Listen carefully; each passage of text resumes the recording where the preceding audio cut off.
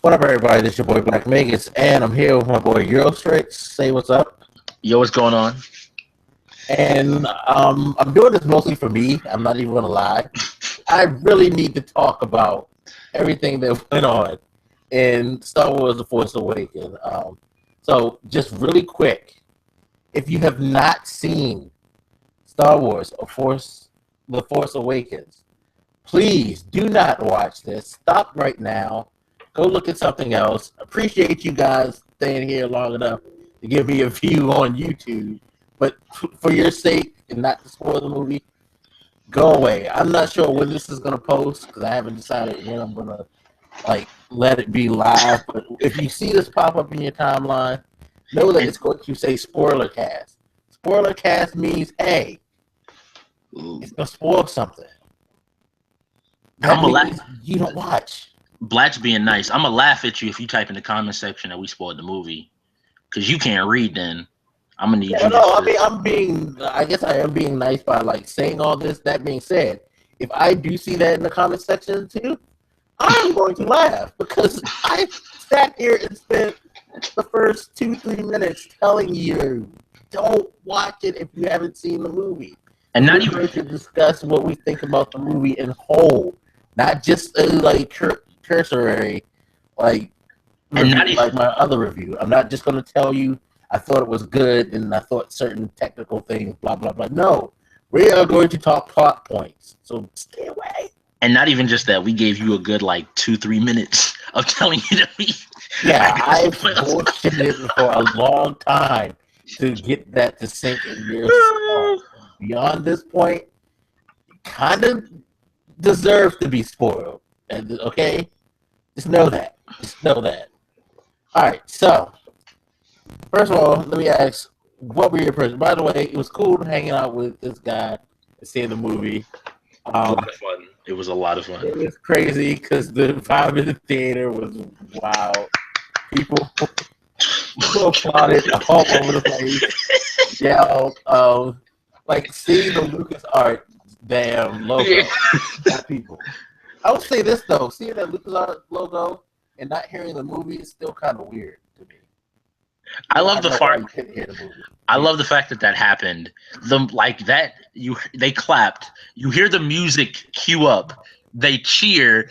You see the words and it goes dead silent because everyone's reading. It's immediately nope, stop, nope, read. Yeah, it's even before when they first showed the Lucas thing, you couldn't hear the Fox roll, and I'm not used to not hearing the Fox roll. You know what I mean? Yeah, it's weird. Hearing the Star Wars, that's I expected that, but I didn't expect not to hear the Fox music, so that was kind of off-putting. I kind of feel like Disney should fuck with Fox and just put their "When You Wish Upon a Star" music. That's kind of their iconic tune. Yeah. And then have John Williams roll that into the Star Wars music. They probably should have did that. Yeah, so credits, the logo comes up and you get the scroll, and everybody, we're all sitting there reading it. And I thought it was brilliant how they set that up. That's one of the things I've always appreciated about the Star Wars movies is that they know how to give themselves a cushion for elapsed time. No other movie knows how to do that. I mean, it was the first 3 minutes of the film where everybody was just in a theater silently reading a screen, catching up on the events between movies. And that's just the perfect way to cushion yourself. So nobody can well, what happened? Nah, just read the goddamn screen. Exactly. Get an idea what's going on. You don't have to waste any money or any time trying to flesh out these events. Just read the damn thing. Yeah, so that was cool. But once it started, one thing that struck me odd was the look. It was it's a Star Wars movie, but I can also tell that this is a new Star Wars movie in a new era. If that makes sense. I mean, anybody that knows Abrams knows the joke. And it is a plenty here. Lens flares. If you love them, They're everywhere from like minute 2 of the movie. You just look around, just lens flares. But no, you can tell, like Blak is saying, that it's a completely it's a new generation of Star Wars. It's not the same that we've been used to, even from the prequels. Like, I think the prequels made something of a jump, but I think this made a bigger jump, like to set itself apart from the original. Yeah, at the same time, I feel like he knew how to make it still feel and look like a Star Wars movie. You know? Yes. So it's like, yeah, it's modern, but he knew how to pay homage to the original style from the original trilogy, which I really appreciate. Like, for nostalgia's sake, I appreciate it very much. But moving into like the story part, so we start out and we have we were introduced to Poe Dameron. Yes. And we learn about his mission, all of that stuff, and it gets interrupted by the First Order, which is a elite group of stormtroopers in this new how can I say it? The new bad guys, so to speak. Basically, the people that took over the Empire after the Empire fell. Right. So we get them in the mix, and something that we didn't get a lot in the original trilogies, and even I think the prequels didn't do that good of a job, is that the battle, like the personal land battle type situation, which again, this is another thing to me that made me feel like this is definitely a Star Wars in the new era, because it was a lot more brutal, a lot more harsh. The fighting between the troops. We saw blood, which is something you've never seen in the Star Wars movies. I think that first battle did a really good job of kind of, because we get, without our first look at his face, we get our first look at Stormtrooper FN 2187, aka Finn. I'm glad you remember the number. Oh, I didn't. I definitely looked it up. I'm not going to lie. Alright, so kayfabe has been broken. I'm not even pretend. No, but we get this look, and you in that battle can get why he becomes disillusioned really quickly. It was just a mass slaughter. Like the idea that stormtroopers are always spotless is really quickly just all you really see of them is just this white armor. Is just really quickly kind of destroyed, like that image or the idea they present. And that first battle was pretty intense, of just stuff going on. And I don't know, I think it was the perfect balance of because all right, maybe it's just me, it was also like a callback to the other Star Wars movies. Okay, we're on a desert planet, people are going to have a conversation about a specific something that they're trying to hide or find more information about, and then everything goes to hell when the evil people show up. Right. And I think it was a nice way to call back without just repeating it flat out. Yeah. And it made me question a lot of things, because it wasn't, for the fact that Poe is really the first character we see, he has a surprisingly small amount of screen time. Yeah. Exactly. It's ridiculous. He shows up and I'm like, okay, so this guy probably is going to be prominent. No. Yeah, exactly. That's one of the things I really felt and it's funny because somebody tried to make the case that he was hyped, and the same thing with Phasma, the leader of the First Order Stormtroopers. Mm-hmm. But if you really go back and look at it, and I know you said you avoided the trailer for the most part, but after I saw somebody said that, I thought back to the trailers you know what? The only real hype that you got was the media telling you, hey, what's her name? Gwendolyn Christian, I think is her name. Yeah. And Oscar Isaac are in the movie.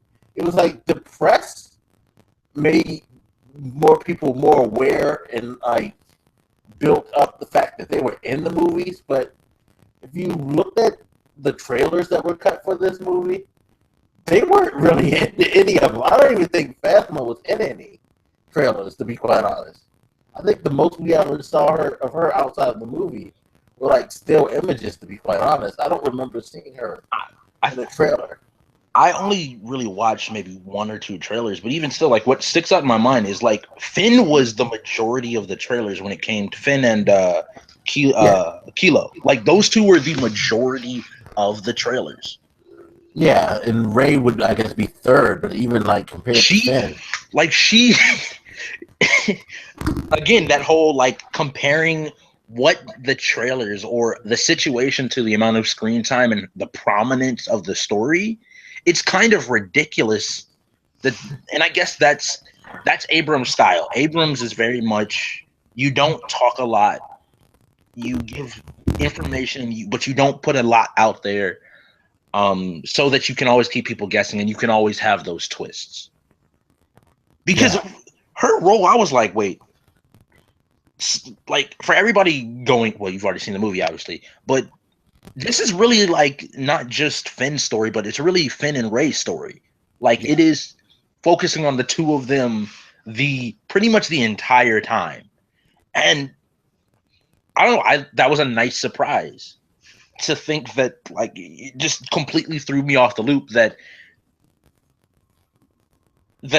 she became as prominent as she did, because I didn't see her in as much as the media beyond maybe the poster. You see her on the poster to the movie. Beyond that, like they didn't really push her really heavily, and I don't know. Maybe it's just me. Yeah, no. Well, she had her trailers. Yeah. Okay. He led. He was like the first person that you saw. Okay. In the earlier ones, but like as they slid later, like there's one particular trailer where they show that shot of her inside the ship, scavenging for stuff. You know, that they feature her a lot in. You know, it was like, I feel like he kind of tried to like tell you, hey, these are the two people you need to watch in this trailer. And again, and also Kylo, you need to pay attention to him. I feel like going forward, this is a tale of three people, and where they're going to end up in. It really is. If you want to say the original Star Wars is really focused on what? Luke, Leia. Star Wars was Luke. Well, yeah. It's now like they're presenting, and I think they all have parallels to different characters. I think Rey really does parallel Luke in a lot of ways.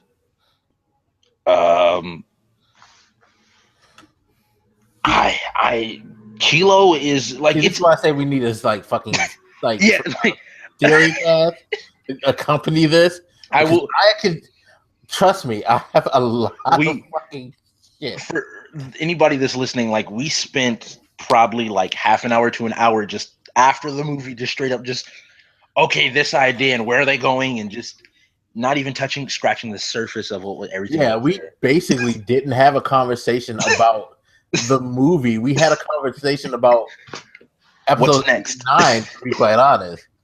Like, and that's the beauty of this movie. That's one of the reasons why I'm so high on this, because as I stated to people in my comments for my review, as I stated in my review, as I stated on Twitter and all over, this was probably as good of a setup movie as you could possibly do for a franchise.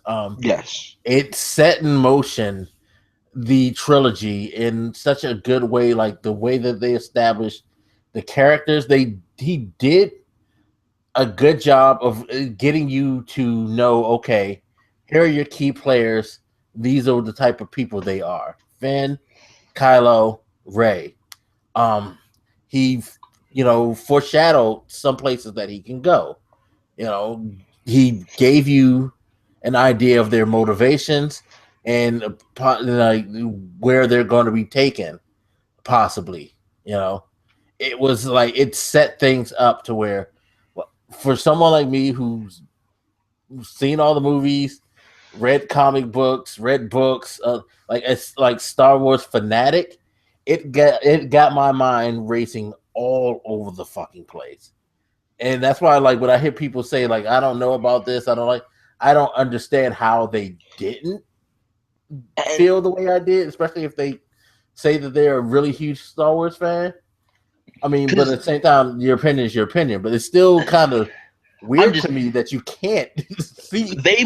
You don't see like what this is doing. They may have decanonized the expanded universe, but there is so much just like, if you know stuff about the expanded universe, there's so many just places your mind can go just from the information you're giving in this film, because it's still like they're calling back to it in some of the ideas presented there with families and So let's keep going forward, because like we were saying, because we're gonna get to that, but like we were saying, you got an idea of Finn.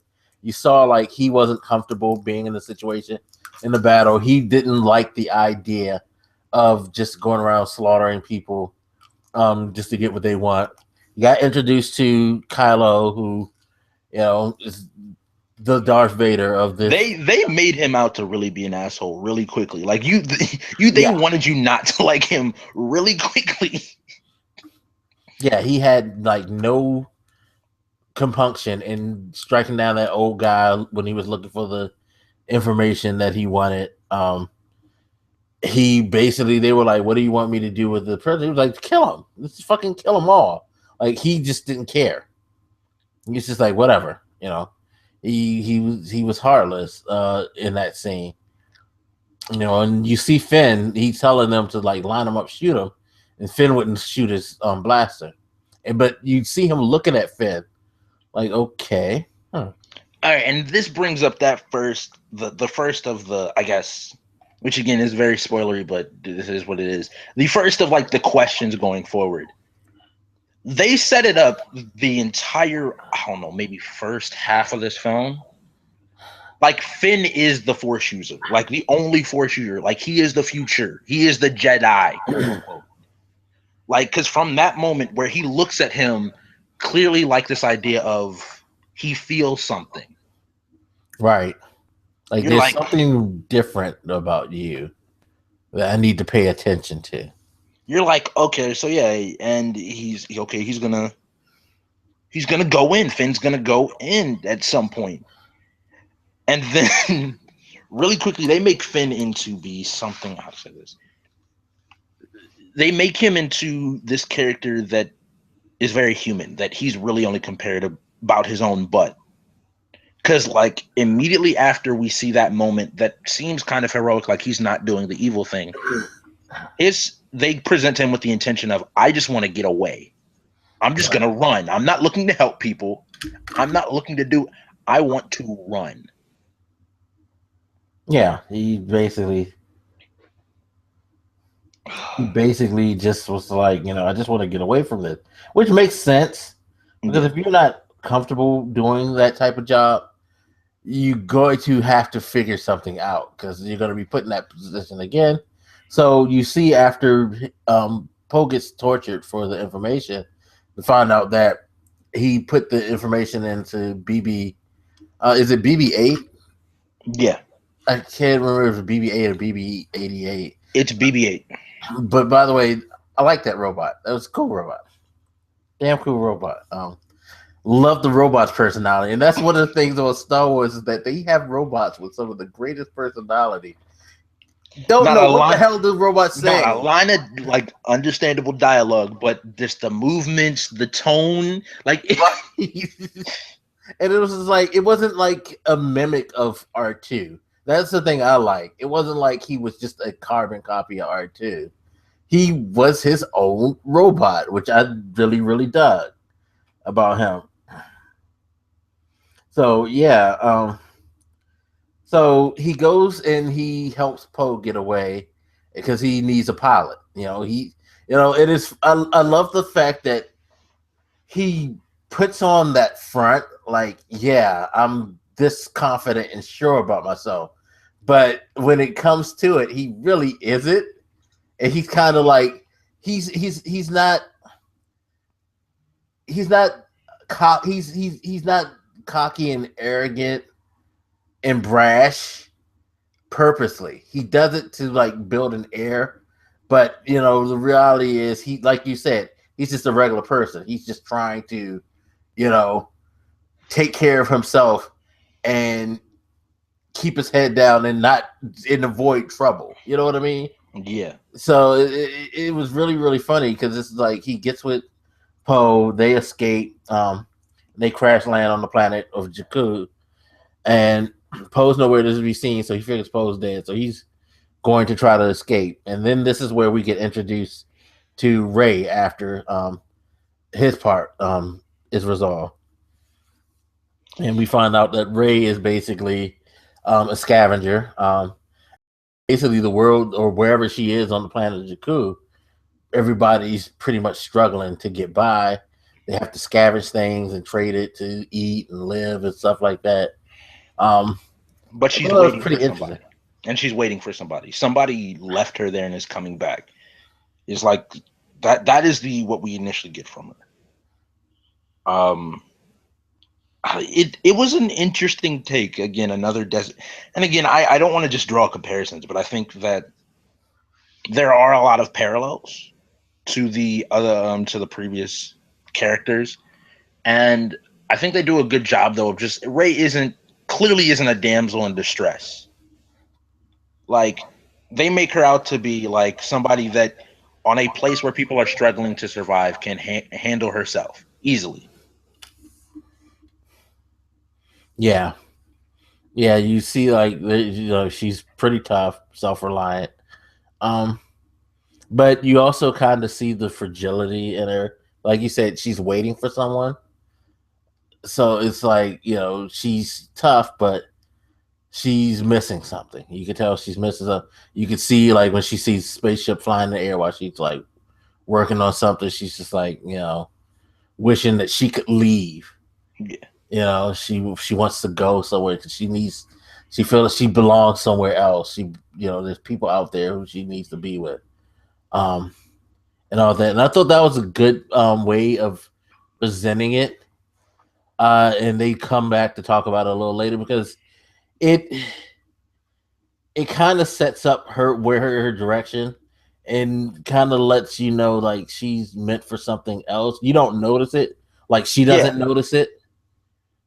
Because as far as she's concerned, she just needs to be where she belongs. You're thinking that's with her family or whatever. And, you realize, yeah, you do have a place that you belong.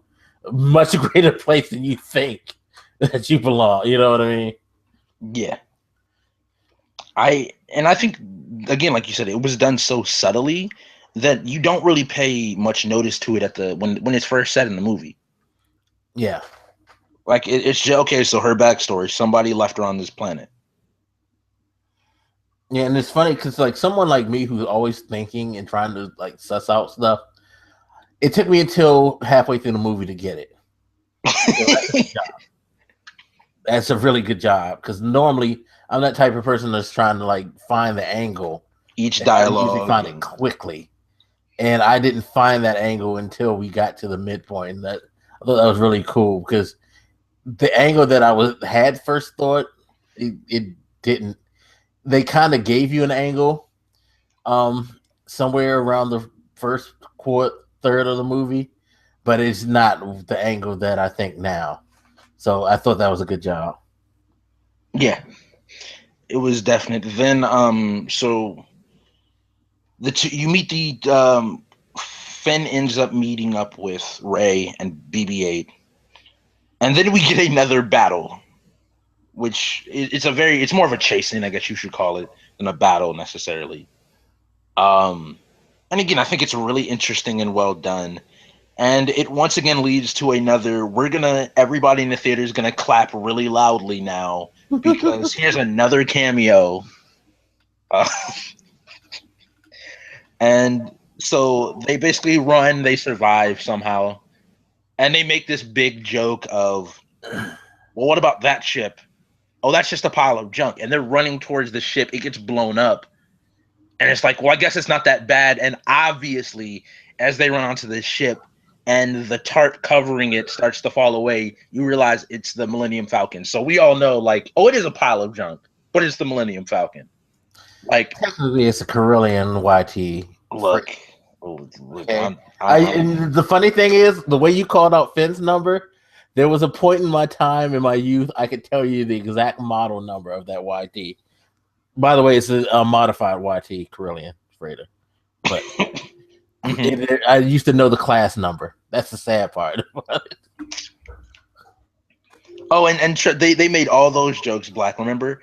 Is this in 14? It was 12 parsecs. Though, but like they had all the jokes. Well, no, first they had the like nice flight where you see like she had skills, and this is where like they kind of misdirected me because when she got in, she was able to handle the flight. Like, is she Han Solo's daughter? Like, cause she was too good with that shit. Like, did she grow up at first with Han Solo? Because she was able to handle it, pretty damn well, especially when she notably said you need two people to kind of run this, but she handled it very, very well. Yeah, but it was a good scene though. It was a great like run. The things they did in there, it's pretty cool, and their reactions. That's the thing. It's like even though she was handling the ship well, her reactions were good because it was like I understand the basics, but I'm gonna fuck up something. And like with Finn, he had no clue what the fuck he was doing in that turret, but he like eventually got it together. And then after they finished, like their reaction was hilarious because it's like they're just extra excited that they were able to pull this off and stuff like that. It was their chemistry was fucking ridiculous. Yes, they had great chemistry. It was so great. And again, I guess this is another foreshadowing. It's stuff that looking back on it, you really notice a lot more. Like this was the kind of first foreshadow moment that you saw where they're both like, "That was amazing. How did you? I don't know how I did that." And you're like, "Oh, I get what you're doing there." They're not just doing something normal. They're obviously, and I think it's something that's done so subtly. You don't focus on it for too long. They make sure that a lot of the early plot lines that they're building aren't like you don't really pick up on them immediately because it's just kind of like quick dialogue. All right, on to the next thing. But I think that was that first instance of where both of them were like, I'm flying a ship inside of a ship and somehow not crashing when these much smaller ships can't. Yeah, definitely. You knew there was something special about these people. But it was also kind of classic because it was kind of the way it was in the original trilogy. So it was that type of thing. But after they go through that, they try to escape, and of course they get caught by Han Solo, which I thought was cool. And like you said, Han gets on the ship. And he's like, Chewie, we're home. It's just such a great like shot because it's just like, you see the look on his face. Yeah, and you could tell like he was just so happy to be back with like his ship. You know what I mean? Yes. You could tell the love that he had for the Millennium Falcon. And it's funny going to the stuff that's been canonized. They captured that very well in there too. Or if you go back to Return of the Jedi when he's talking to Lando, and he's like, you're gonna take care of her, right? And then like after he finished talking to Lando, Leia comes up and is like, what's wrong? He's like, I don't know. I just don't feel like I'm gonna see her again and all that. It's like that's his child. Yeah. That is one of his kids. That's his kid. He really cares about the show, the history they had. So it was cool to see the look on his face when he got there. And that's one of the great things about Harrison Ford, because having heard Daisy Ridley talk about like some of the stuff that they did together in the scenes, he was very, even when the camera was off, he was very kind of connected to the ship, so to speak, because she was saying, he would tell her all the time, when you're here and you're playing around, don't do what most people normally do when they're acting with a car or a spaceship or a plane. The natural reaction is to oversell that you're moving the wheel. You know what I mean? Like going back and forth, or that you're just pushing buttons, beep, boop, boop, to show, hey, I'm doing something on the airplane. He was like, no, whatever you do, make it look like you actually are doing it. Don't just, you are flying a spaceship in your mind. Act like you're flying this. Like every button that you push, make it seem like you just have a purpose. Don't just randomly reach for something. You know what I mean? So yeah, which I thought was cool. I thought it was really, really cool. And again, I think that there was a lot of just, again, that's a theory, cat. I'm trying to just not get too caught up on stuff. And this is where we start to get the explanation of what happened to Luke after they meet up with Han. So Luke tries to build the Jedi Order. His apprentice betrays him, turns to the dark side, and Luke disappears looking for the first Jedi Temple. Right. And that's all we get. Again, like just these breadcrumbs. I don't. What did you think of the? There's a fight sequence? Question mark inside the ship.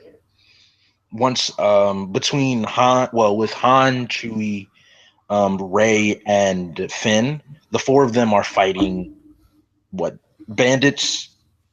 Is that what we call them? Gang? Yeah, basically Han, in typical Han Solo fashion, has swindled someone into believing him and got away with the money. Because hey, he's Han Solo. Yeah, he's Han Solo. I mean, he's a hero, but yeah. I like how they make the joke like there's no one in the galaxy left for you to swindle. Well, obviously, y'all two fell for it. Yeah, and I found that's like extra funny. Is that I honestly found that more funny because I'm sitting there thinking the same thing. What human being or what being, period, in the galaxy really trusts Han Solo? Just because he was in the rebellion doesn't mean that he's not Han Solo. Come on, Han Solo. But yeah, that was really, really funny. It was cool. That was probably the most CGI we saw too, in my opinion. Or at least the most CGI-like thing, because there was CGI in the movie, but I felt like it was the only, like, it was. How did we put this in the comment section of one video? It was the only quote unquote non-practical CGI that I've seen with that monster, because it was like, how else were you going to do that damn thing? But by the way, it was disgusting as fuck. But for the most part, any CGI in the movie was practical as hell. Even what's her name, Lupita's character, I was surprised at how much she fit in the world without looking like Jar Jar Binks. Misa, normal. No, don't fucking. By the way, we dodged the bullet with that theory. Nah, I'm mad as hell. I went into this really wanting Kylo Ren to be like the son of Jar Jar Binks. I really wanted it. Like, he's already hated. No.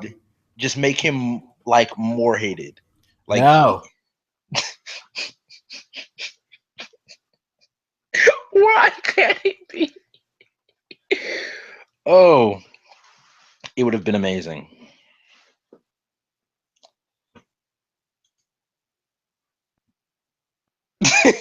And Blak disappears. Blak's just like, nope, can't deal with it anymore.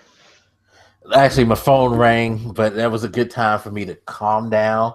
Because if Jar Jar Binks would have fucking showed up in this shit, oh my fucking god. Yo, okay. No, Blak. Look, I want this to happen. The projection of the real bad guy, the supreme bad one, Snook, is like the Wizard of Oz. It's really Jar Jar Binks behind it. Like, that would be so amazing. It would make all of the prequels worth it. Now, it would make every single one of them. Now, why is he so intolerable? No. What is he like? No. Although I do find the theory very entertaining because of how plausible it is. They make some really, like, I've never seen a nonsensical theory framed in a believable way. Kudos to the person on Reddit who came up with that theory. That being said, get the fuck out of here with that shit. Please. Please. No. If Jar, and you know what? Later, they probably kind of gave me a reason to believe that we will never see Jar Jar Binks again. And I'm going to hold to that as a reason why Jar Jar will never show up again. But after the Han and them, you know, they escape the bad guys, get off on the Millennium Falcon. You know, they're aware that BB-8 has his map, so Han decides, you know what, I'm going to take you to see an old friend, see if I can get them to get you to the Resistance, which is the new version of the rebellion. Right now, people are resisting the First Order and their organization, their attempts of taking over the galaxy. They're not a part of the Republic, we find out. It's really weird. That was the one thing that to me that like it wasn't confusing, but it added a layer of complication. It's like, yeah, and again, this goes to theory. I guess I could say this as a theory. This goes to the theory of perhaps this is their way of keeping themselves out of government influence, like kind of being that martial arm that if the Republic got like to the point where they did when they became the Galactic Empire, then they could step in and like take out whoever is trying to being the Batman of Star Wars. Yeah. You know, yeah, exactly. Kind of, yeah, that's their place. It's like we're the vigilantes. We're here as long as everything is good, as long as everything is on the up and up, you're fine. But we will deal with anybody and everybody that is trying to do what the Empire did. Right. Which is it's interesting, and I think it could very well be true. Yeah. And I guess in a way it kind of makes sense because going back to like the prequels, what if they're like, you know, they kind of replaced the Jedi Order and where the Order's purpose was to be this separate entity that only jumped in when needed, but they got fooled by Palpatine's, you know, his plans, and they were sucked into the war, the Clone War, and ended up being pretty much the tool of the government, something that they didn't want to. So maybe this is Leia looking at history and saying, "Yo, we can't associate. You know, we can't associate at all because look what happened to the Jedi Order when they did." And it could have been something that Luke encouraged them to do as well. We don't know how much Luke had influence on that because Luke ain't around. Luke's been missing ever since his failure. Yeah. So, you know, it did leave some questions, but it wasn't like one of those points where if you were watching the movie, you were just sitting there like, wait, this don't make sense. You know, yes. It kind of worked again, going back to the original trilogy, kind of worked in the vein that it was just something that was done in the movie that you accepted. You know, it was just the way it is. You weren't really trying to break it down. while you were watching. Yeah, so. But Han gets Rey and Finn to a planet. By the way, Finn, his lying skills are atrocious. Somehow he got away with it because he had BB-8 lie and say he was a part of the Resistance. That was okay. That was one of the best, just comedic moments in the movie. It was. Like, to see him interact with and that's that idea of the personalities of the robot. Like the two of them just going back and forth and just the robot. Like, yeah, and no. You can.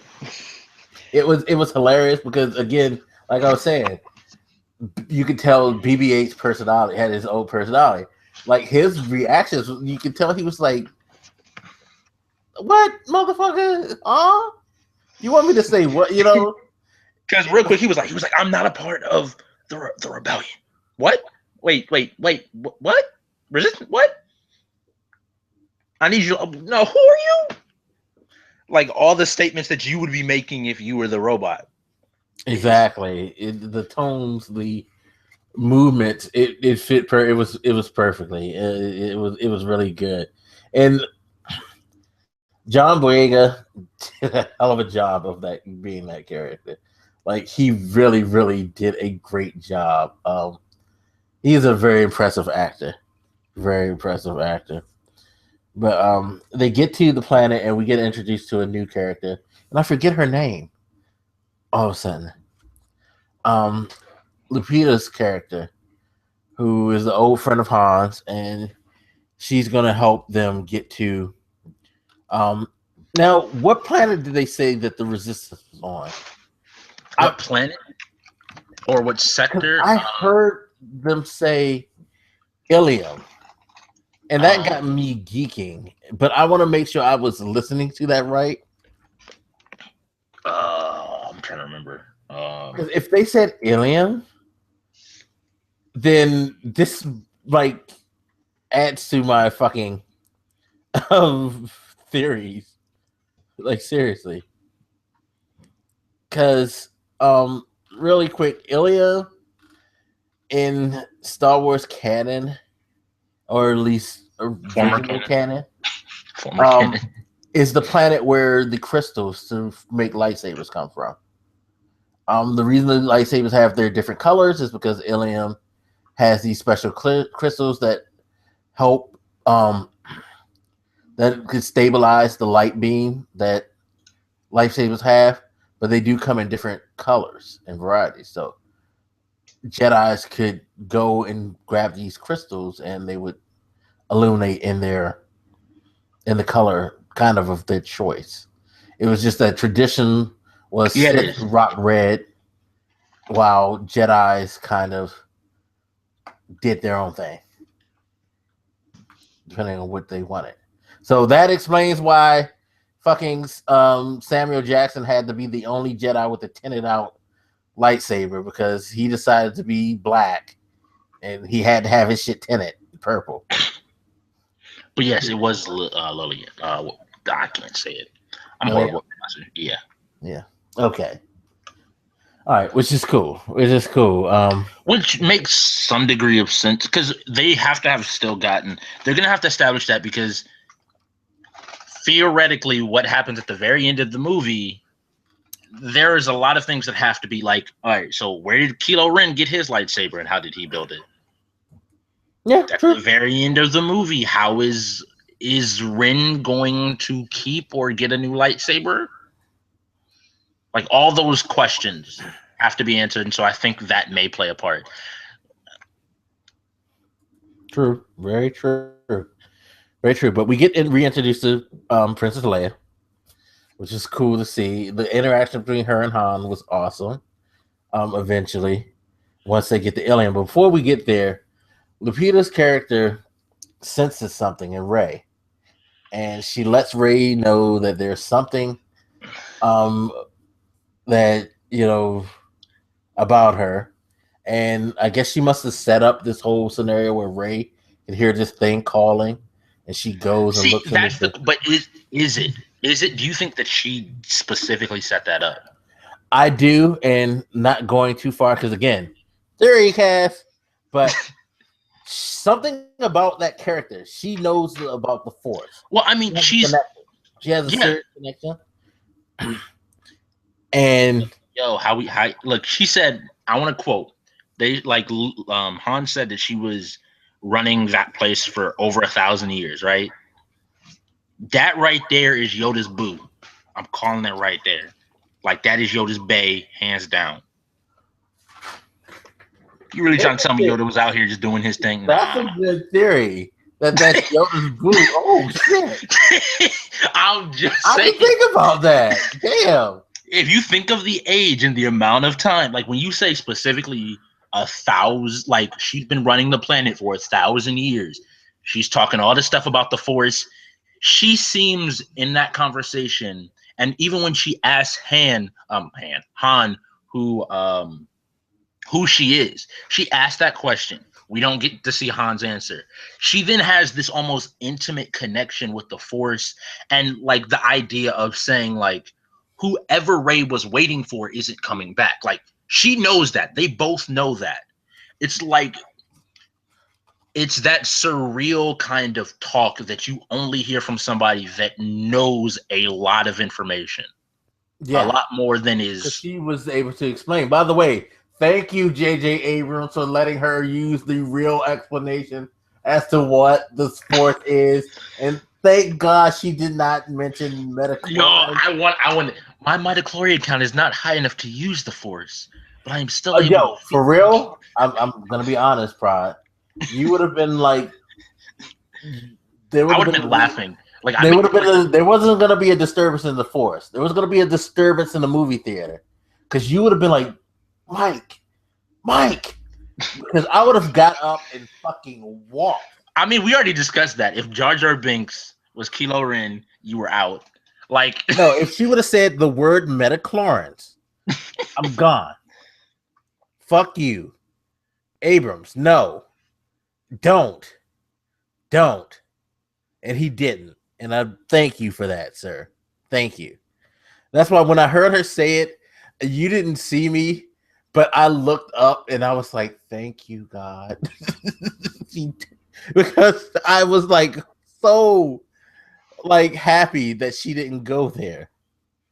I was so happy she didn't go there.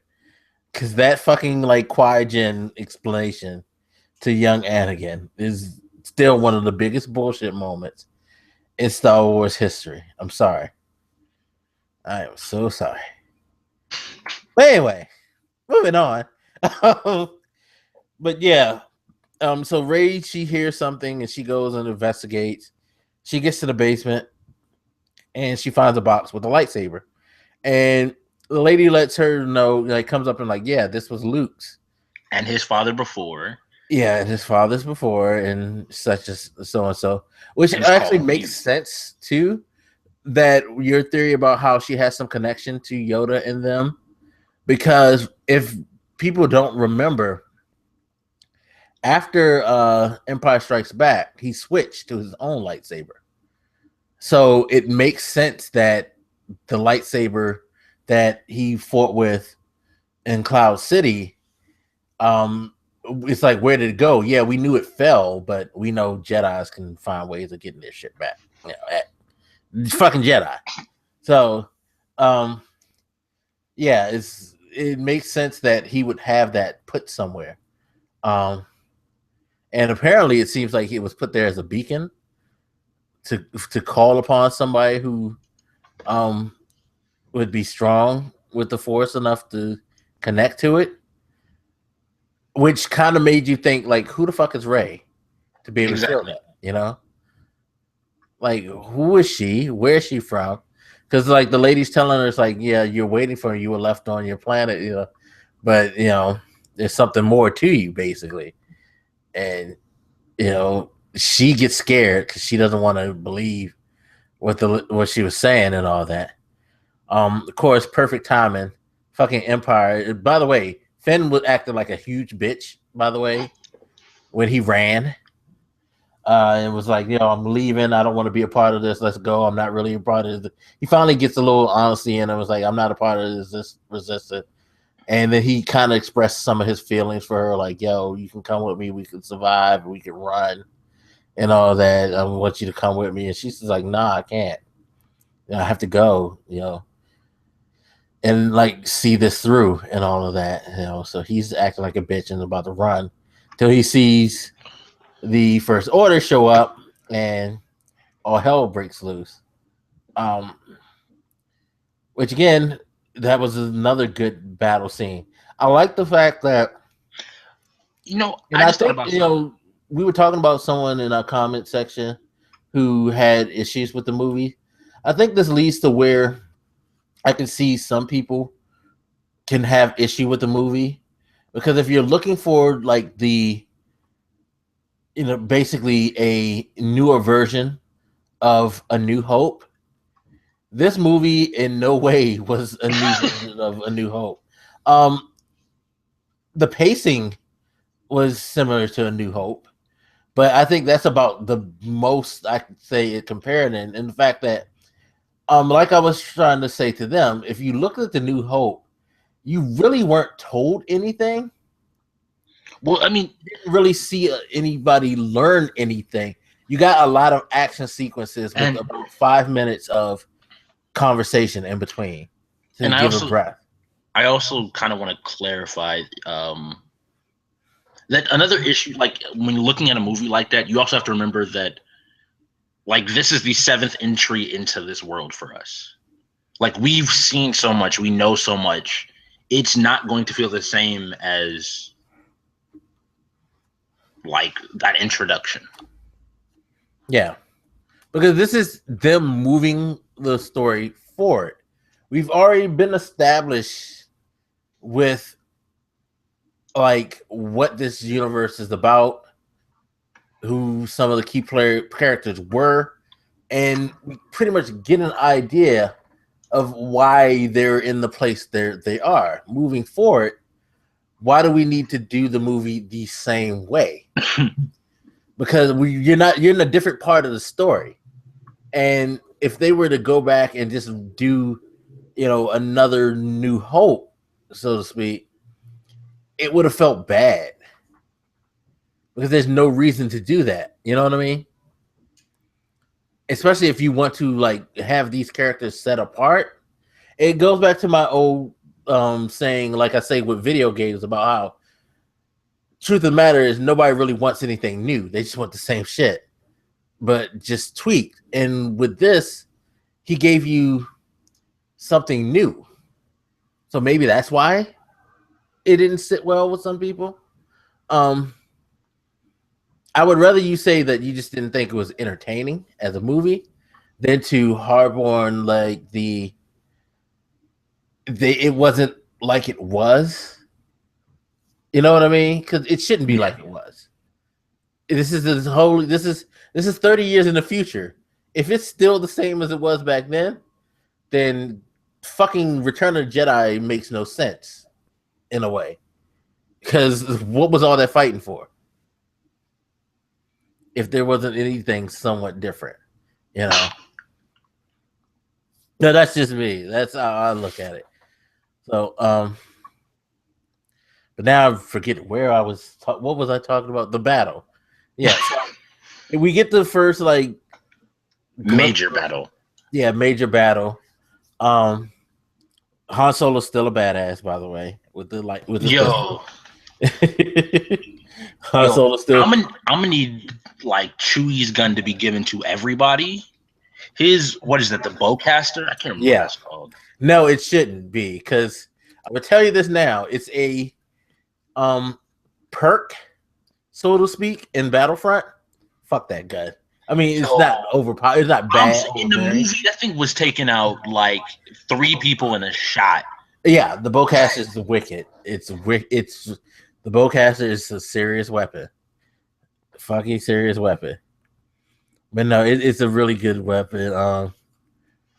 Everybody needs to go to Kashyyyk and buy bowcasters in the Resistance. I'm just saying, like, that would be highly useful. Yeah, it would be smart. But we get a first glimpse of someone showing their skill with a lightsaber. and it's Finn who decides, like, yo, after like Ray, after he decides I'm going to come back and save Ray, his boo thing. Clearly, the guy's in love with Ray. People, clearly he has a thing for her. So if you don't like interracial romance, probably don't want to watch no more because I foresee them. Oh, the tension is real. Yeah, I really foresee that, especially on his part because he really, really is digging her. My man from like minute 15 of the movie. Oh yeah, definitely. I'm exactly who you need. Yep, he was on it. He was really, really on it. Well, he picks up the lightsaber. He goes after the troopers, and then you see something that, again, a lot of stuff was the canon eyes.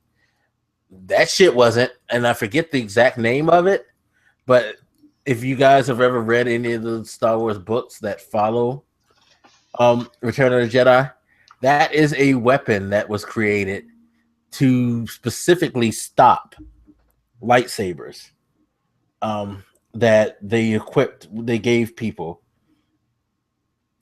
that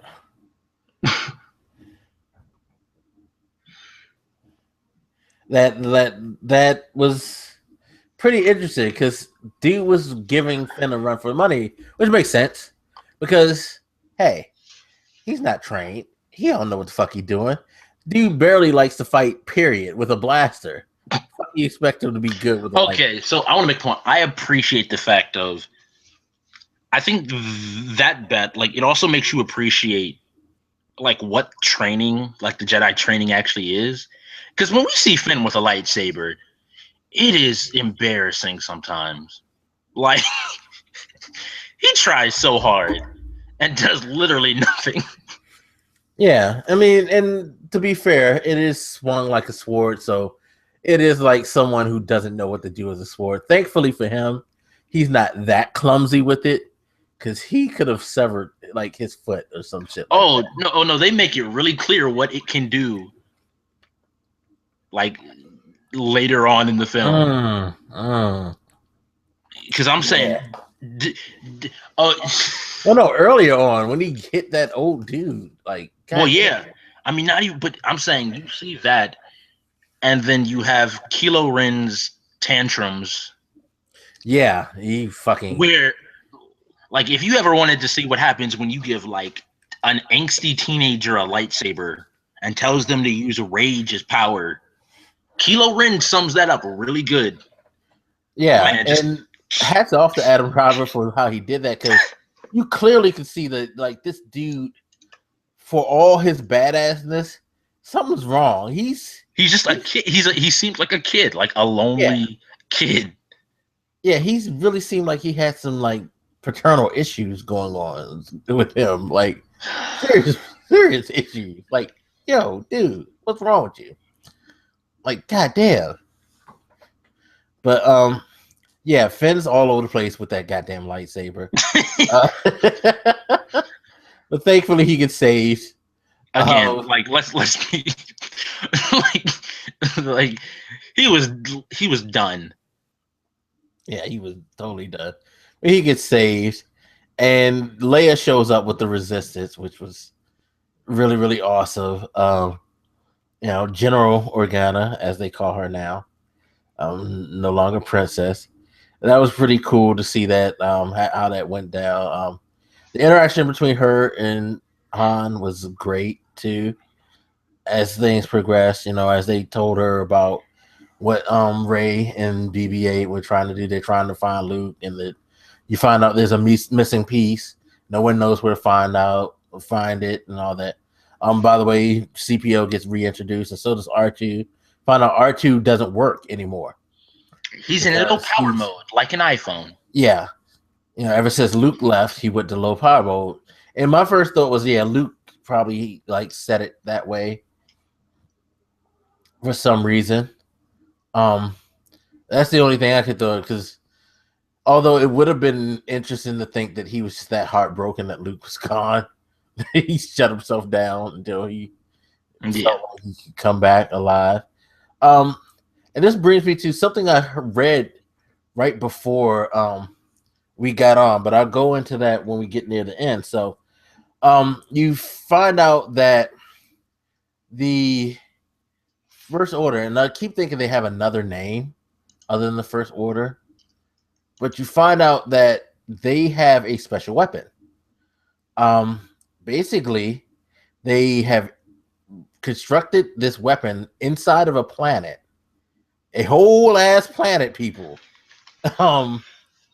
that basically eats suns and converts its energy into a deadly like cannon that can spray multiple shots at once. I'll say to people, if you ask the question, how do you beat the oh my god, my mind is blanking right now. The Death Star. How do you beat something? The Death Star is something that can blow up a planet. How about something that eats suns and destroys entire solar systems? How about that? Yeah, and they showed the scale because they were like, "Remember the original Death Star? This is how big this was. This is how big this motherfucker is." Like, whoa, what? And then you're just like, wait, what? Yeah. Also, good. Insane. It is insane. But this is where I get to my theory about Jar Jar, by the way. If he's dead. Jar Jar's dead, y'all. So fuck Jar Jar. Because they decided he got descendants. Huh? Go ahead. No, what were you saying? He got descendants? No, they blew up Naboo. I'm keeping to the fact that Naboo was one of the planets. They got it. He's dead. His lineage is dead. There is no Jar Jar theory. Fuck him. Fuck now, Jar Jar. What I want to say is this point in the movie is also where we get the big twist. And I guess the one issue I have with the movie, I felt that the big twist became like more and more kind of ham-fisted, like just really put in your face. Whereas a lot of this other stuff we've talked about, they did very subtly and built up to. The big twist was at this point very apparent. So we early on find out who Kylo Ren is, being what, Ben Solo? Yes. That would be the name. Leia's son. So we find that out. And then they have this conversation where they're talking about Han, because they're going on a mission to obviously blow up the thing that can blow up solar systems, because you can't let anybody have a weapon like that. Star Wars. That Leia's like telling him to bring their son back if he gets the opportunity. Couple this with an earlier point in the film where Ben is told by his master, the Supreme One, Snook, look, we're not gonna, that the way to complete or to take the next step away from the light side would be to kill his father. So it's a lot of like stuff that at a certain point it was like, all right, so it's gonna be the big moment between the two of them. And call me a pessimist, but in the first movie, you're not gonna have dude be redeemed. Yeah, no, we kind of figured that was, but it was funny because I was like, I didn't think that he was gonna be redeemed. And again, this is probably my fandom because Han Solo is my favorite character. I was thinking he would try to hurt his father, but he would get stopped by someone. You know what I mean? Or like Han never would get the chance to get that close to him, at least in the first movie. But anyway, we're foreshadowing a bit. So letting them have that conversation, like you said. Bring our son still there.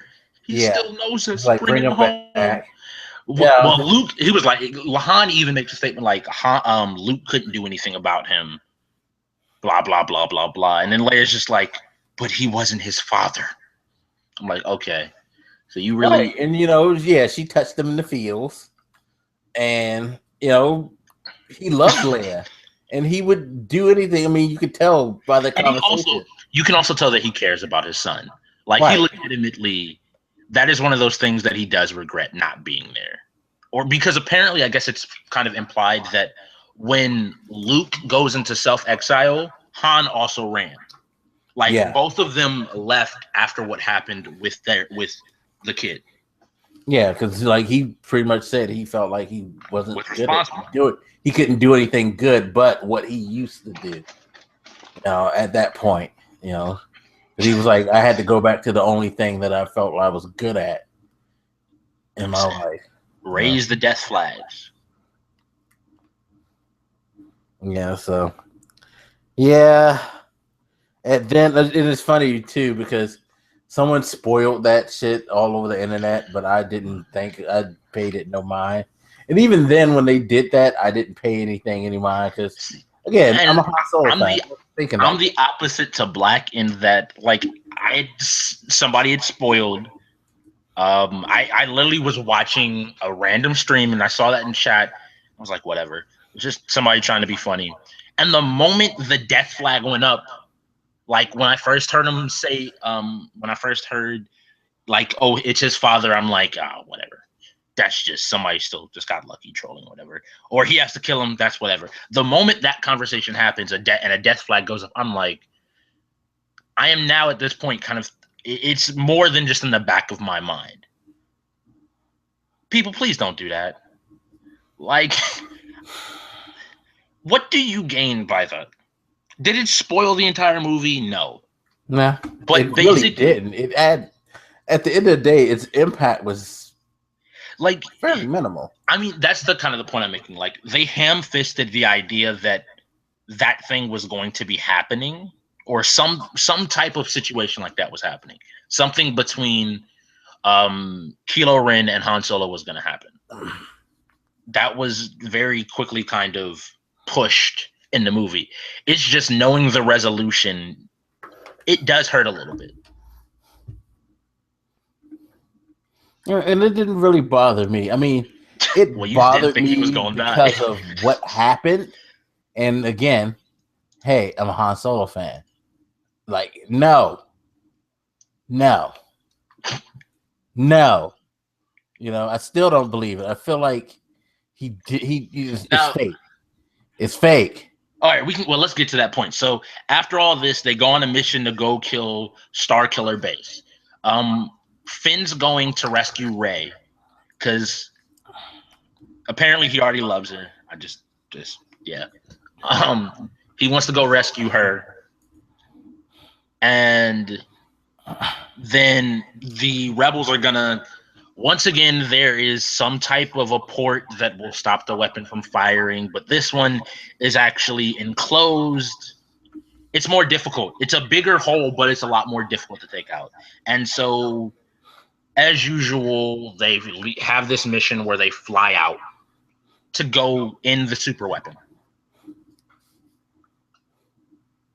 And this is where we get the big battle of the movie.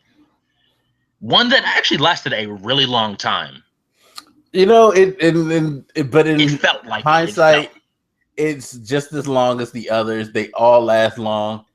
One thing I'm gonna need is, like, maybe this was just Abrams paying homage to George Lucas. One thing I'm gonna need for Hollywood movies not to do is to put a time limit on when a goal has to be accomplished in an end battle. Look, I guarantee you're gonna eclipse that. I'm saying, even if you do that, please don't also do the philosophical, we're going to also give like another meaning beyond just the flat up. They're like, it takes X amount of time for the weapon to charge. It's not going to take that much time. That's real time. That's not movie time. Movie time, like 15 minutes is like years. Yeah, 15 minutes is 45 minutes. And then they make that statement, as long as we have light, we can fight. But you know what? That would have been fine if they said, as long as the sun's not finished, because it needs to completely consume and that's what they basically said. Leaving it at that would have been fine. But it was after they kept saying, okay, we got 10 minutes. Okay, I love when we got 5 minutes. C-3PO shows up and says we have 3 minutes for the weapon to fire. And we cut to a scene of a character basically sitting there, not doing anything. And it is definitely like a 1.5 minute, 2 minute scene. And you're like, No, I'm gonna do you one better. He fucking said, "Fucking, we have 2 minutes." In that 2 minutes of time, Poe complained about how they're losing ships. We had a fight between Finn and Kylo, and a fight between Rey and Kylo. We also had them escaping the fight after. Okay, so they get on the planet. Rey starts to figure out, hey, something's up with me. I must be in tune with the Force. That's why I was able to sense that lightsaber, and then I was able to help out Finn and all that. And let's clarify, she beats like just force against force. She beats Kilo. Like Kilo's trying to mess with her. No, it's like, okay, let me go before that. Before that, she escapes. She figured out how to mind control people. That was funny though. I'm sorry. Like, you will walk over here and release me and leave the door open. Dude's like, what did you say?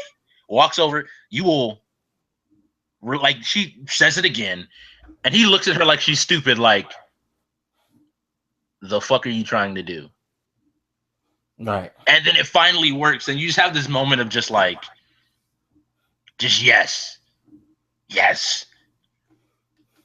And also apparently she's ridiculously powerful in the Force, because we needed that like half scene to explain that Kylo Ren telling basically the leader Snoke that she's ridiculously powerful even though she's untrained. Right. And which results in like 3 minutes of film time of her figuring out how to progressively get more and more powerful Force-wise. But like Blak says, she escapes. Yeah, and then they like eventually they all kind of meet up while Han and Finn are trying to set charges, and you get the scene between Han and his son, where his son finds them. And I don't care.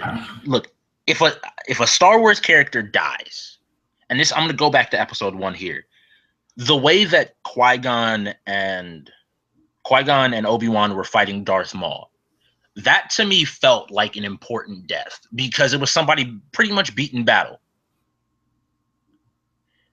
Can we please stop having them walking into very tightly controlled spaces where if anything goes wrong, done. Like literally, Kylo Ren walks across this gigantic gap on a bridge that is no wider than your feet standing by each other, than like a single person. And Han chooses to follow him out on there. You could wait till he gets to the other side. You could catch him before he walks on there. Anything beyond, I'm going to literally stand in the middle of a pit, which seems to be a running theme. If we need to have an important conversation, it has to be over a pit. Because everything has a pit. God damn it. No, because bodies can't be retrieved in this. Blak, I want you to understand that. Like, that is to me the reason. Because otherwise you would have to find an explanation of how the people who observe said action retrieve Han Solo's body and get away if he does not fall into a pit. Well, either that or they don't. Argument that even if it wasn't in a pit, there was a little to no way for them to get his body. That's yeah. But I'm saying like that just gives them an easy out. Yeah. Like, oh no. And it's a dramatic death. Leave it. Look. No. I just need him not to be dead. That was literally like 2 minutes of like, I'm gonna have this mental toil. I'm then gonna look. I don't know about y'all, but the way my parents did it, like they ask, like I hand them something and they take it. They don't sit up there. I'm not holding on to. It's just the scene to me was literally building up to a point like you're gonna fucking do it. Like you're taking way too long here. By the way, at this point, I think is when we had like 5 minutes or 10 minutes until shit blew up. But anyway, it was an easy 5-10 minutes of just them having this personal moment that has to end as the light disappears from the sky, yet this one solitary beam lands on him, lands on Han Solo and Ben Solo as they are together on this bridge that only the two of them can fit on, face to face. This last ray of light as the rest of these main fighters, so Chewie, Rey, and Finn, look down upon this scene. I'm like, okay, look, I understand cinematography and making a moment, but that was just, for me anyway, just so like the light fades. It's fine. All I care about is Han Solo's dead. I'm fucking mad about that bullshit. You don't do that with Han Solo. God damn it. Anyway, so Han's dead. Chewie starts shooting up shit, and they escape. And they're on the run. Chewie hits Kylo, by the way. Which I fucking wish he would have hit him in the head. God damn it. Fucking kill. How the fuck are you gonna kill your goddamn father, you son of a bitch? Anyway, but I will say this: the way he did it was kind of interesting because you could tell he was conflicted, but he was just like, "Thanks, Dad. You helped me out, and all that." It's like, you fucking crazy little bastard. God damn it, fucking fucked up in the head, son. Anyway, so all hell's breaking loose. Everybody's trying to get away, escape, and you get the fights. 2 fights, like I said, with 2 minutes to go. By the way, for shit to blow up. So Finn decides he's going to challenge Kylo, and also really quickly before we get to that, Chewie did not give a fuck. Like, Chewie saw him go, saw Han go down. That was his boy. No, but this is what I'm saying. No, like, he literally shot Kilo and pressed the detonator in the matter of like half a second. Yeah, because he wanted to blow him up in there with it. Like, no, I'm just saying, like, I'm not saying it's a bad thing. Chewie had that badass moment where he was like, all right, y'all fuckers want to do this? Just boom. And you just see, like, stormtroopers going flying. He lets out his roar, and he's just like, it's done.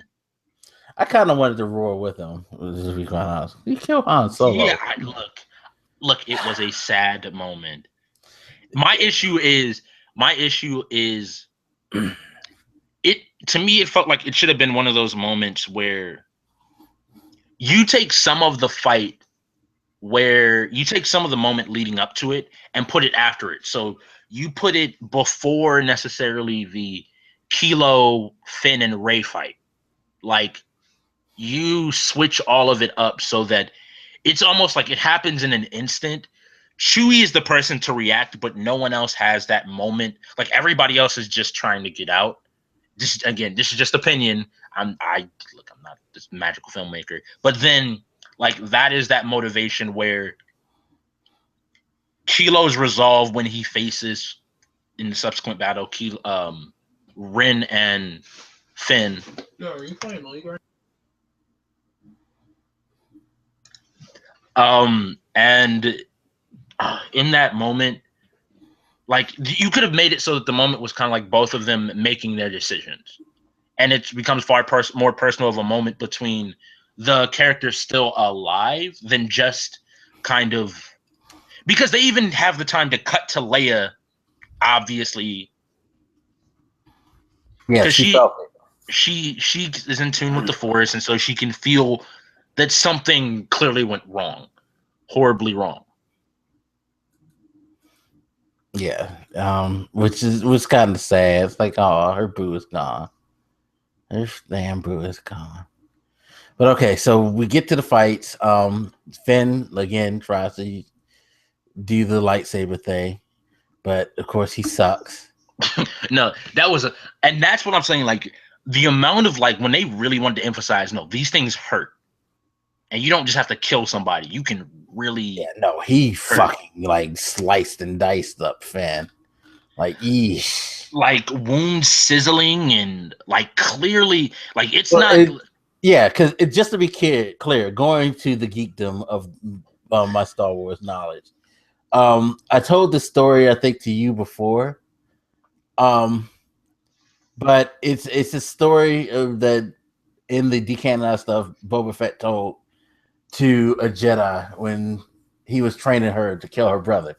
Damn, that would have been a great story. Anyway, so he asked her, "Do you know what exactly happens when a lightsaber slices someone's heads off?" He was like, "They're so hot that they not only cut cleanly, but they cauterize." Yeah, the wound immediately. There's not blood. There's not. Yeah. Like, it is literally just. So it's cooking you. It's not just like opening you up, but it's cooking you as well. I think it's done so well because,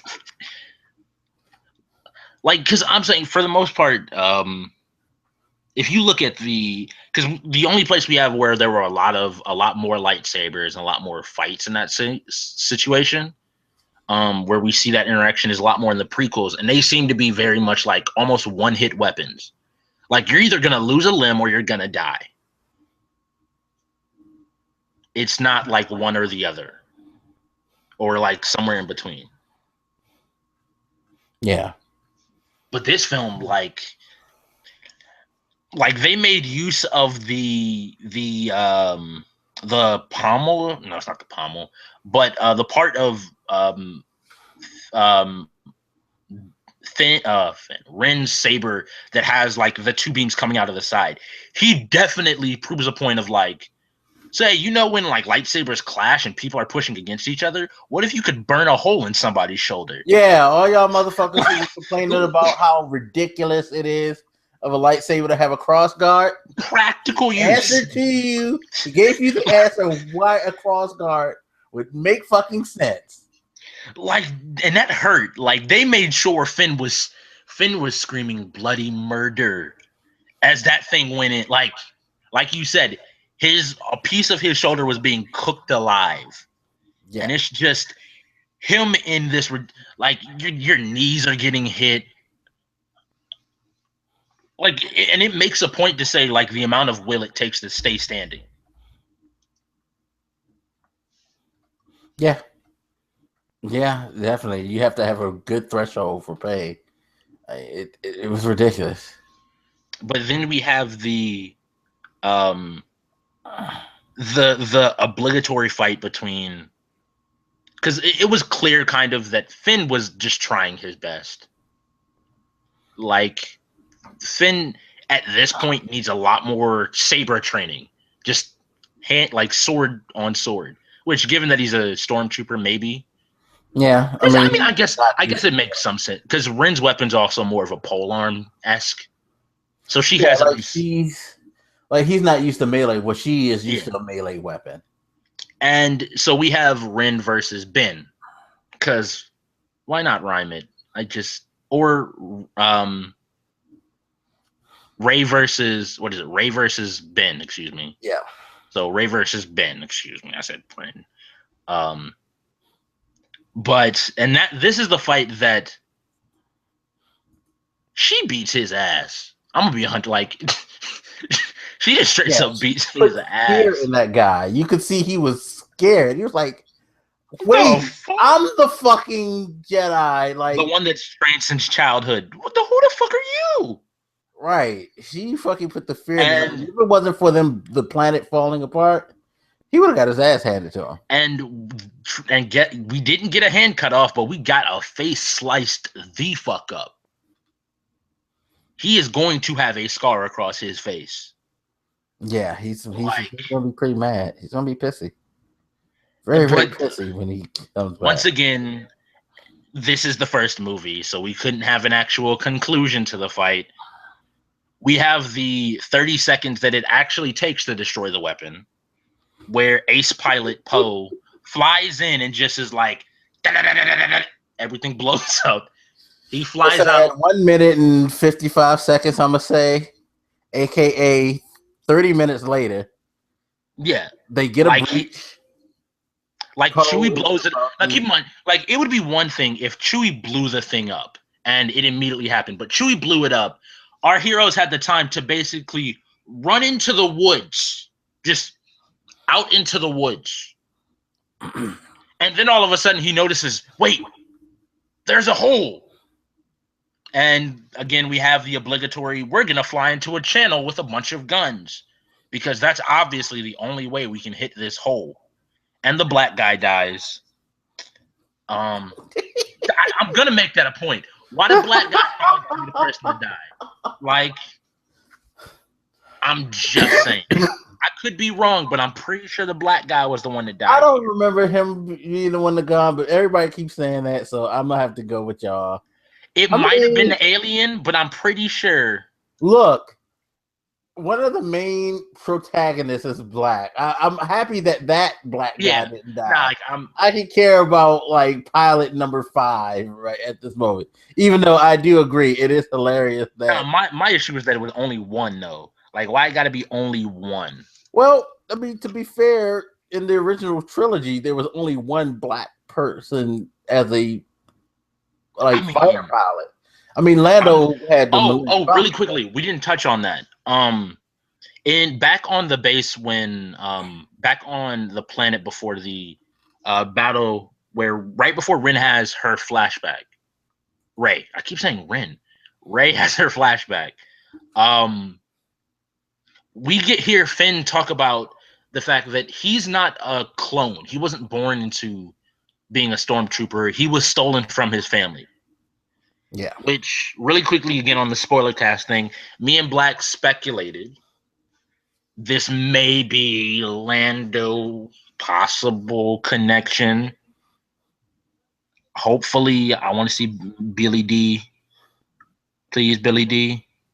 Yeah, he needs to come back, But be smooth old Billy D.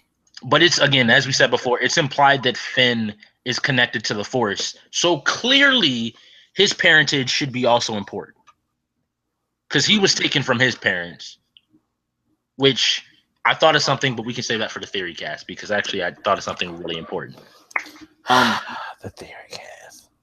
It's going to be longer than this, I swear. There's so many things. There's so many breadcrumbs. But yes, back to the fight. The fight between the two of them was really good. I think it was again the whole Ren is kind of just using brute force, not much more. And I don't mean that as a pun either, but it is true as well. She's just not really knowing what she's doing. She's just beating him down. But as I said, which hints to like how fucking good is this chick gonna be? That she took someone who was trained in the ways of the Force and was just to basically use her raw power, not skill, but her raw power to fucking knock him down. Because to give anybody that, to just tell anybody there, like, if you look at the scene, her movements aren't like Ren's movements are very much like precise and like he's using a sword, like a saber, whereas hers are very much dark. I don't like whether you want to go to Anakin, or like when when you're really just going off of emotion, the darker side of the Force, but she's just literally just striking and just throwing everything she can into her strikes. But as I said before, the fight is cut short because the planet is, which I made the joke to Blak, like how the resistance seems very blase blah about like just anybody that's with the Empire, you're dead to us. It doesn't matter because they very quickly like make a point. It could disable the weapon, and it could blow up the planet, and they just gloss over that until obviously the planet blows up. And the two are split by a chasm staring at each other. And everybody gets up and goes away and runs.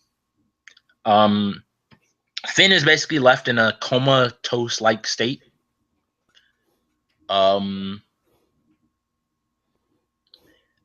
what? I guess at that point, like, they escape. Yeah, and then they decide, like, okay, let's go try to see what we could do, now, because we don't have all of the map. And then R2 randomly wakes up. Yeah.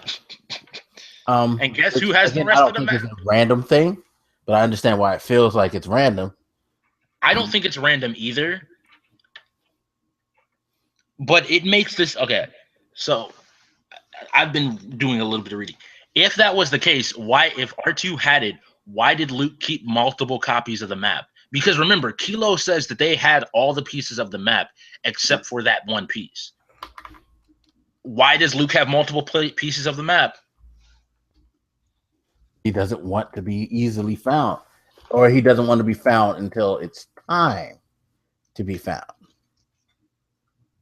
I mean, I get why. I think the idea I think they're trying to present is that R2 woke up once there was a Jedi or another person strong enough in the Force to be trained. Right. Once he woke up. Yeah. And then we get Mark Hamill, who, in my opinion, of the original cast, looks the most just like, and again, it might be an age thing, but he really does just look like Skywalker 30 years older. Oh no, he looks good. It actually made it like they made him look like he's an old master of some some type of discipline. It's crazy, but I love the fact that they left it right there with her finding him and trying to hand over the saber. Yeah, and that look. Oh my god. Okay, again, that's all theory. Like, there's so much in this. Just like there's so many things in this film that were just subtle. Such very subtle things that the more I think about this film, the more times I want to see it, because I know I'm going to see something that could give me a hint as to what's to come. Like that, the very last scene in the movie, it calls Ren's origins into question, and like the meaning and the ideas and the feeling, like what all is there. Yeah. I think that's all I can say, because now I'm ready to burst into like a fucking like tons of theories, and that's how I felt after it was done. I was like, oh my god, I want another one. Like, I need the continuation. Like, where is like I have strong theories and opinions of where they're going. But that's for a theory cast, Blak. Yeah, I mean, I man, oh my god, like seriously, I honestly have a huge fucking theory as to what this is setting up, into the type of things that we could see, the type of battles that I think that we're in for. It's gonna be ridiculous. It's going to be fucking ridiculous. Seriously. I again, I can understand why some people might feel some type of way about this, but if you look at this as a movie to set up future movies, you should be giddy as hell, because it is going to be insane. Good. It is gonna be good. Of course, this is all depending on how well they execute, but I honestly feel like they will be executing very, very well. But yeah, man, I want more Star Wars. I really do. Yeah, and that's the good thing about this movie, is that that's a mark of a good movie, when it wants you coming back for more. And I'm not talking about let's get to Rogue One. No, I want more of this story. Rogue One could be like a phenomenal movie, but I want more of this story. I need closure. Yeah. I need to know. I need to fucking know where they're going. And that's why I sit here and say it's a really good, like you said before, it's a great example of how to do a movie where you're setting up for future movies. It gave you enough that you are somewhat satisfied, but it leaves you wanting so much more. Like, it creates enough of a compelling tale that you need to have. You need that closure, like you said. Yeah. I can't By just the way, go I left. just saw that Star Wars has another record, by the way. First film ever to earn over $100 million in one day. To anybody, is that really surprising? Like, all right, holy shit, that's a lot of money. I'm just making the point of like, if you think about Blak, like how many pre-sale tickets were, even if $100 million. Like to anybody that didn't think, and I want to make that $100 million was like the night they released it, like opened up tickets pretty much, like that first period. You and I didn't get our tickets, until like October, November. Yeah, like early November. Like, and that's the idea of like how many tickets, because I know theaters that are sold out for like the next 2 weeks. Every single showing of this movie. This movie isn't dying anytime soon. Yeah, and I don't think there's anything that's gonna kill it before. Oh no, there's not another big enough blockbuster. Yeah, because it's like I think about what's coming out. Like, yeah, the Hateful Eight's coming out. Yeah, and that's not gonna do it. Nah.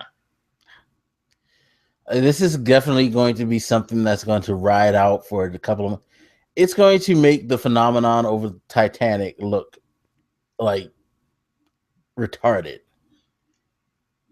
I mean, and but it's just imagine when they do the re-release. It's gonna be ridiculous. It's ridiculous. I don't think even the movies coming out next year are gonna be able to touch it. And there's a lot of like. Yeah, there was a lot of big Harry. Oh my god, Harry Potter, more Marvel, more DC, more. Just there's so many more movies that are in like big name series and ideas that are coming out next year, but nothing's touching this. Like in terms of the numbers it's gonna do. That's ridiculous. yeah. That's not to say that's not a bad thing either. Like the movie is good. It is easily better than every single one of the prequels.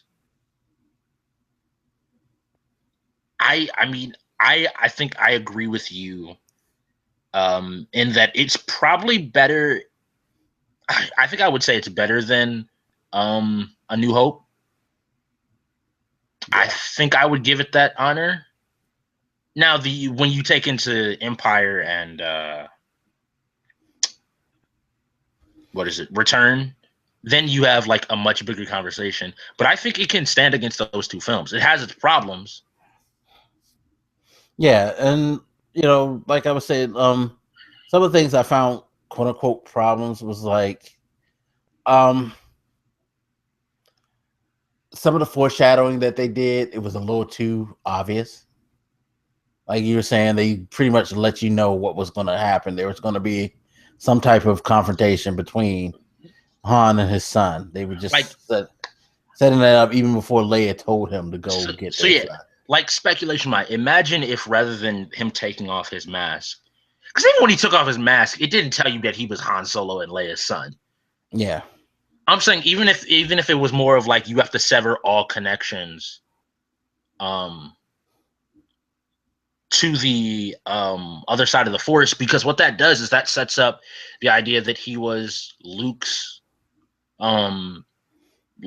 disciple. Like you don't have to necessarily say whose child he is or any of that. Like it's the idea of he was the disciple of Luke, and then it's at that moment where it's like that. And again, like the amount of time they took for the kill, imagine if part of that time was that reveal of this is his father. Like you start to see the actual turmoil and understand what that turmoil specifically is about. And then it's like that moment of just him choosing basically the dark side. I think, like you said, it could have been handled better. Yeah, they could have made that more of a surprise. But that's what ifs, and we got what we got. And it was like the characters of Poe and Phasma. Could they be used? They didn't really do much with them. Yeah. And neither one is dead. That's also clear. Like we're gonna see more of both. Yeah. And she's Yoda's boo. I'm think like that. Oh, no, I'm talking about the leader of the order, Phasma, her. Oh. Yeah. It's like yeah. Well, I mean, maybe. I think they might, you know how, because they mentioned they do a lot of foreshadowing as well with the hand of Rin, the idea that there's more than just Kilo.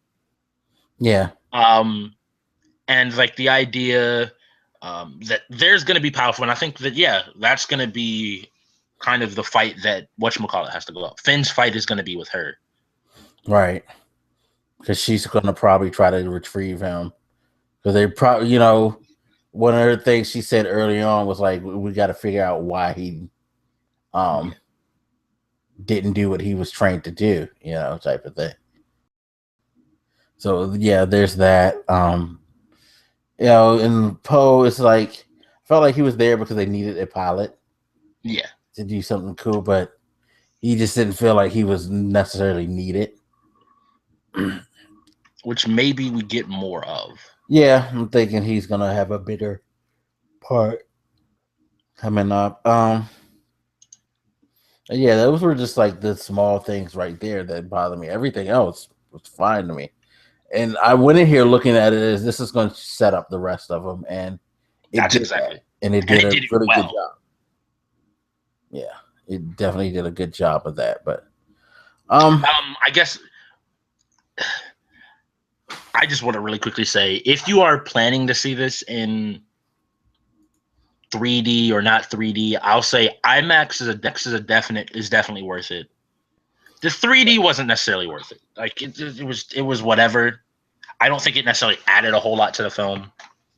Yeah, it didn't. No, 3D. But the IMAX definitely. Yeah, I thought it was one of those movies where the 3D was just there. It's creating slightly more depth. Like things fly out of the screen or come towards you. And most of the time you don't even notice it actually. Like it's not during any sequence that's like noticeable. Yeah, nah, it wasn't really utilized that well. But it's gorgeous in IMAX. And I'm glad that was my first IMAX film because it was really, really good. It was really, really good. Yes. I mean, because it could have been worse. My first IMAX film could have been something like G.I. Joe or some shit. G.I. Joe. Sorry. That bullshit right there. But yeah, so any more thoughts on? If you went this far into the spoiler cast and you didn't see the movie, you're stupid. But I'd still say go see the movie. I'm definitely gonna probably see it at least one more time. Let's see it again. I'm probably gonna go see it at least one more time, maybe two. It's only 2.5 hours. Or two, what? No, that's 2 hours and 10 minutes. It didn't even. How long is it? Huh? How long? I believe it said 2 hours and 6 minutes was the total runtime. It felt longer because we got like 30 minutes of fucking spoilers. So we left out of the theater. We went to the 7:00 show. We left out of the theater about 9:35. But most of that was fucking 2 hours 15 trailers. It was only 2 hours 15, which it's a good 2 hours 15. It keeps you invested the entire time. Yeah, it did. It flowed very well. It was very well paced. Good dialogue, good interaction between the characters. But yeah. I think that's all I have to say about it. I just need to start talking about theories because theories. Like and look, it might even have to be like multiple things where you just choose like a specific topic.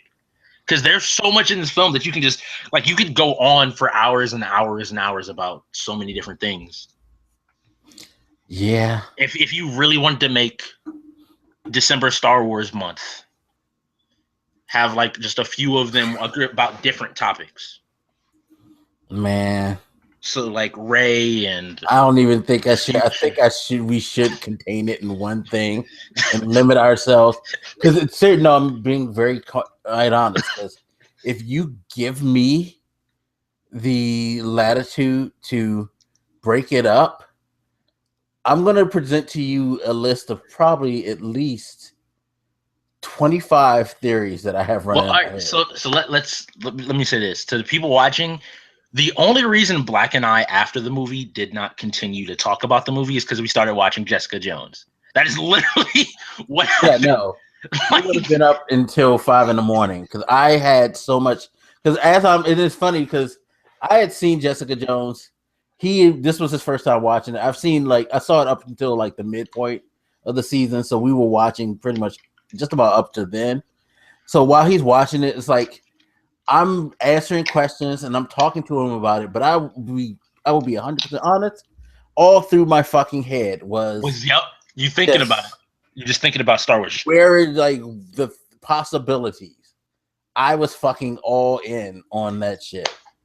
And I've been doing that ever since I saw the movie. Every time I see a commercial, I look at something like, yep, that could be yep. That's why I'm going to see it at least one more time. Like, and this time I know the story. I know I'm just going to be paying attention to dialogue, paying attention to scenes, to how characters interact, like the smaller details that when you're just taking everything in the first time, you miss.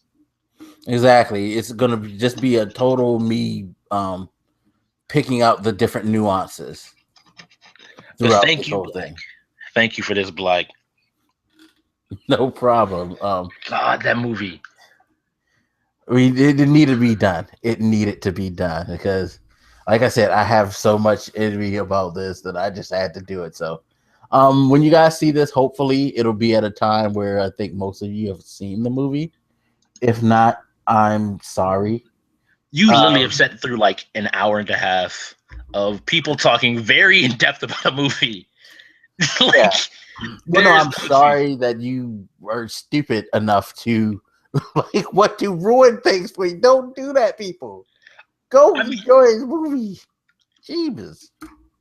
Like, not cool. He has a spoiler-free version, and I'm pretty sure you've seen online by now just to go see the movie. It's good. That is, yeah. I'm not gonna. Yeah. All right, let's wrap this up. All right. There will be a theory cast, so please just be patient. We will get there. Thank you, Prod, for doing this. Although I'm sure you just had to get it out as much as I did. It's so much fun. It's like I was distracted with Jessica Jones, but trust me, I hadn't forgotten. Yeah, because now that I'm done with Jessica Jones, all I'm doing now is just fucking theorizing on Star Wars. It's going to be great. It's going to be a great fucking 2 years because y'all going to see a wild, insane man for the next 2 years. Because I may not make this a continuing running thing, but you're going to see me pop up with Star Wars videos here and now. Because I'm sure over the next 2 years, I'm going to think of a theory that I missed in the theory cast, and I'm going to want to talk about it. Blak is going to be the dude on Reddit that somehow, like the dude that came up with the Jar Jar Binks Sith Lord theory. He's going to be the person to find that just off-the-wall theory. Oh, I'm sure once we start, you're going to listen to me, and you're going to be like, what the fuck are you thinking about, dude? Seriously. Look. I'm going to scare some people, maybe. I apologize in advance. Okay. I'm at an obsessive level with the theories already, and I only seen the movie once. Calm down. I try. All right, so we're out of here. Thank you again for watching. Hope you enjoyed this spoiler cast, and we will see you on the theory cast hopefully next. By the way, make sure to follow Prod at YoruStrix. Yes, Twitter. YoruStrix. Also, YoruStrix Gaming on YouTube, correct? Yes, and YoruStrix over on Twitch. YoruStrix is pretty much everything now. Okay, so I'll have his stuff in the description. Guys, check him out. And again, thank you for watching. And we're out of here. Peace. Peace.